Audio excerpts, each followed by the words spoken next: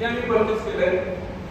त्याच्यावर ह्या बोर्डवर ते सहजपणे होतं. ह्या बोर्ड होते असं आमच्या विद्यालयामध्ये जेवढे बोर्ड आहेत 9 डिजिटल बोर्ड आहेत आणि 3 ISP पॅनल आहेत. त्या तिन्हीवरही आणि त्या 9वरही चालणारे जे सॉफ्टवेअर आहे त्याच्यामध्ये पहिलीपासून ते 10वी पर्यंत सगळे कंटेंट आम्ही उपलब्ध केलेले आहेत.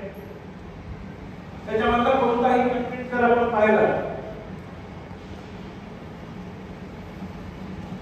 आता याच्यामध्ये जे कंटेंट आहेत ना याच्यावर जर असं का तुमच्या इथे 5 मिनिटाचे डेमो कसं काही होणार आहे आमच्या मॅडम सर दाखवणार आहेत. त्याच्यामुळे मी त्या कंटेंट बद्दल जास्त सांगत नाही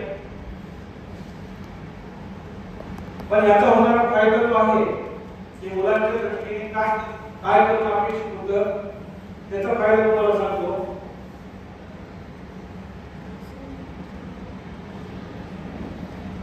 असेसमेंट नावाचा एक प्रोग्राम त्याच्यामध्ये चालवला जातोय.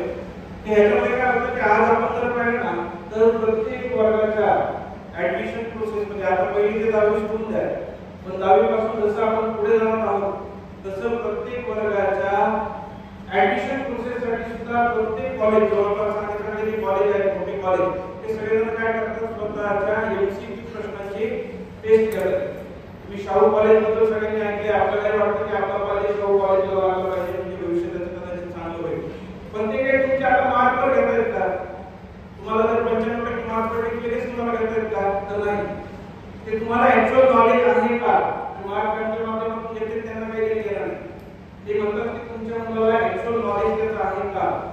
म्हणजे त्यासाठी त्यांनी MCQ ची प्रश्नपत्रिका त्यांची स्वतःची तयार करतात.